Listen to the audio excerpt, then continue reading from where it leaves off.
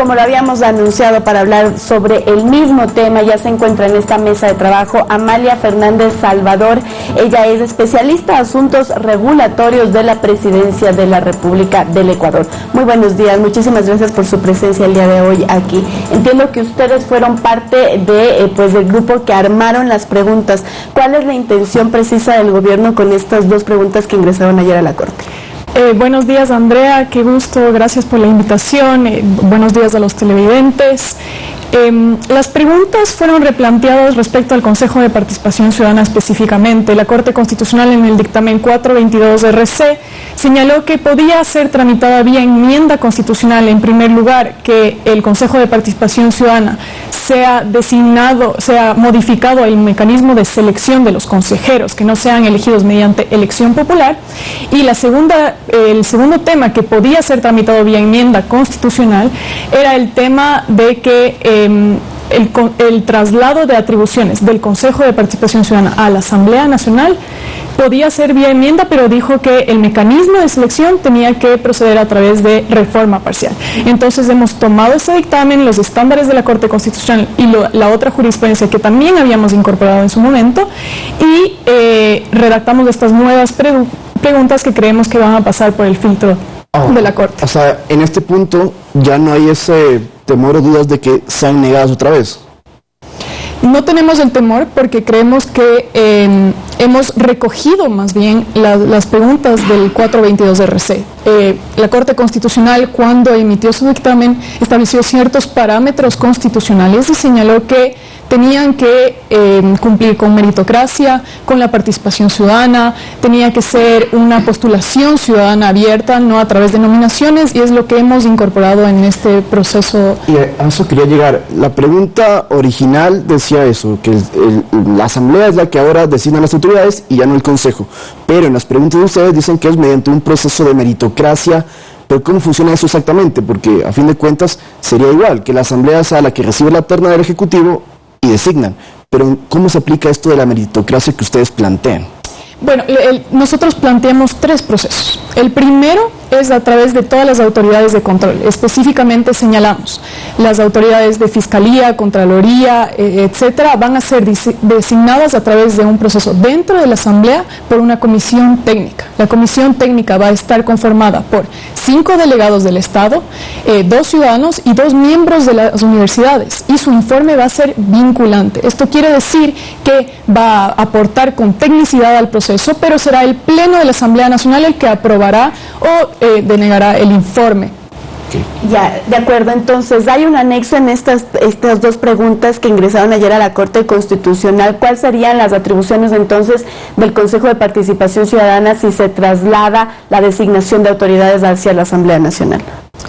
El Consejo de Participación Ciudadana tiene otras atribuciones que son la lucha contra la corrupción y también el fomento de la participación ciudadana. En nuestro proceso velamos porque el Consejo de Participación Ciudadana cree las vedurías que acompañarán el proceso de designación de autoridades como le corresponde según la Constitución. Y entonces, si se aplica esto y los ecuatorianos votan a favor, en estas elecciones de febrero sería la última vez que vamos a votar por los consejeros del CPCCS. Muchas gracias por la pregunta, Lautaro. Justamente esa sería la idea, que sea la última elección por la que se elijan a los consejeros, pero esperamos que el momento que ya se elijan por sufragio universal a los consejeros, estos ya no tengan las atribuciones de designación de autoridades. Solo para aclarar el punto. A ver, actualmente uno puede candidatizarse, cualquier persona puede presentar su candidatura al CPCCS, pero si ahora va a ser la Asamblea, y por cierto, dentro de esto que cualquiera puede presentarse, se habla mucho de que atrás están cobijados políticamente. ¿Cómo vamos a evitar que si la Asamblea designa a estos vocales no haya más intervención política de los partidos? Justamente el proyecto del presidente recoge esta observación, es decir, por eso creamos esta comisión técnica que, como he repetido ya y el nombre lo señala, va a ser técnica. Es decir, al ser un informe vinculante el que seleccione a las autoridades, el Pleno tendrá que establecerse a lo que dice el informe vinculante. No podrá señalar, no, esta persona no me parece bien porque no responde a mis intereses. No, es a base de meritocracia. Es decir, yo, una persona que cumplo con todos los parámetros para ser fiscal general del Estado, por ejemplo, yo puedo designar, puedo participar y por mis méritos, por mi experiencia, por mi hoja de vida, voy a ser designada como fiscal general del Estado. Eso sí, pero por ejemplo, yo quiero ser del Consejo de Participación Ciudadana, yo un ciudadano común, y ahora la Asamblea me elige. ¿Cómo hago para presentarme o cómo se evalúa esta meritocracia? Perfecto. Justamente hemos por eso incorporado la postulación ciudadana abierta, es decir, cualquier ciudadano podrá participar y presentarse ante el Pleno de la Asamblea Nacional y se remitirá la carpeta a la Comisión Técnica y la Comisión Técnica será la que valorará si cumple o no con los requisitos y además cuál es su valoración con toda la hoja de vida que uno podría tener. ¿Cómo entender ahora, este año hemos visto cuál es la aprobación que tiene la ciudadanía de la Asamblea Nacional respecto de sus acciones? ¿Cómo entender ahora que se le traslade a la Asamblea Nacional, que tiene tan baja aprobación en este momento, una responsabilidad como elegir autoridades, ya sea Contraloría General del Estado, etcétera? La consulta ciudadana fue armada con 3 ejes y uno de esos ejes son las reformas institucionales. Eso quiere decir que el Consejo de Participación Ciudadana o las reformas del Consejo de Participación Ciudadana tienen que ser entendidas con las otras preguntas en este eje. Eso quiere decir la reducción de los asambleístas y también la modificación de los requisitos para los movimientos políticos.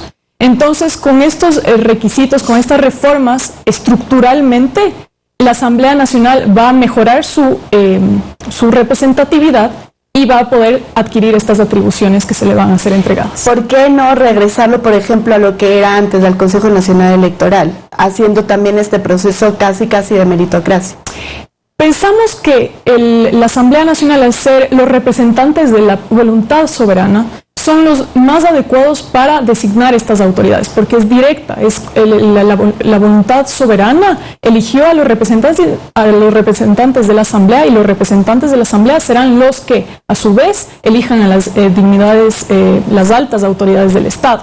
Ahora, pasarlos al Consejo Nacional Electoral sería un error porque son, de nuevo, pocos miembros. En cambio, 137 miembros del Pleno es lo adecuado para que adquieran estas atribuciones y si pasa la propuesta de reducción de asambleístas serían 100 miembros, pero con proporcionalidad. Es decir, el voto de cada persona representará a un escaño en la Asamblea Nacional. Ahora, otro punto que se ha comentado mucho es la otra pregunta negada, que es sobre las Fuerzas Armadas que colaboren en las acciones de la Policía Nacional. Ayer dijo el ministro que están analizando también cómo reformularla y cómo plantearla la siguiente semana. ¿Nos puede dar algún anticipo, doctora, de justamente cómo podría ser esta pregunta para que sí sea aplicada y ejecutada en la consulta? Lo que ha señalado el ministro es que básicamente las preguntas de seguridad van a ser analizadas nuevamente, es decir, hay algunas propuestas de referéndum legal y plebiscito, eso quiere decir reformas a una norma o normas de política pública que podrían ser implementadas en temas de seguridad, van a ser incorporadas en su debido momento en base a el orden que se tiene que emitir. Ahorita estamos en reformas de la Constitución. Las reformas legales a través de consulta popular tienen otras particularidades, solo tienen un control de la Corte Constitucional. Entonces, lo que ha señalado el ministro es en ese sentido. Ahora, la pregunta de las Fuerzas Armadas podría ser tramitada a través de reforma parcial y eso tiene que ser analizado por el presidente de la República para que llame a la Asamblea Nacional a que tramite este proyecto. O sea, que estarían pensando más bien no enviar para consulta popular, sino que tramitarlo ya como lo ha dicho que se tendría que hacer desde la Corte Constitucional. Bueno, el presidente es muy respetuoso con el orden constituido. Eso quiere decir que la Corte Constitucional ha señalado que la pregunta 1 respectiva al apoyo complementario de las Fuerzas Armadas tiene que ser tramitada a través de reforma parcial. Eso quiere decir que la reforma parcial sí tiene que ser tramitada a través de la Asamblea y ese es un análisis que está haciendo el presidente para llamar a la Asamblea Nacional a que tramite este proceso. Okay. Finalmente, otra pregunta que es interesante, se había mencionado de que la elección de asambleístas puede ser también en segunda vuelta. ¿Cómo están trabajando en esto? ¿Es realidad que esta es una de las ideas o cómo está esta posible pregunta? Esta es una de las preguntas que se está analizando. Efectivamente, podría ser tramitada a través de un referéndum legal porque sería la reforma de un artículo específico del Código de la Democracia. Entonces, esa es una de las preguntas que podría hacer, pero como hemos señalado, uno de los ejes principales y una de las grandes preocupaciones que tiene el Ejecutivo y la ciudadanía, que son sus necesidades, es la seguridad. Entonces, estas también son otras preguntas que podrían plantearse en su momento. Las dos preguntas que irían la siguiente semana, porque ha dicho el ministro que quieren un pliego de 10, serían sobre seguridad. Podrían ser sobre seguridad y podrían ser sobre los otros ejes planteados, que son reformas institucionales, como señaló la segunda vuelta electoral, es una de esas. ¿Cómo funcionaría eso? O sea, ¿cómo sería el mecanismo entonces? Porque votamos en primera vuelta por la lista de asambleístas. ¿Cómo funcionaría si es en dos procesos? El concepto detrás de la segunda vuelta, el gran problema que tenemos ahora es que los asambleístas son elegidos antes de que exista una segunda vuelta presidencial. Eso quiere decir que ahora, con esta modificación legal que se podría proponer, los asambleístas serían elegidos junto con los dos candidatos que quedarían en la segunda vuelta o después de que ya haya sido elegido el candidato a la presidencia. De acuerdo, reformas laborales descartado también para la propuesta de la próxima semana. Esto también se está analizando, pero obviamente tendría que ser en el contexto del eje o los ejes propuestos por el Ejecutivo en su momento, que son seguridad, institucionalidad y ambiente. De acuerdo, muy bien, muchísimas gracias. Nos queda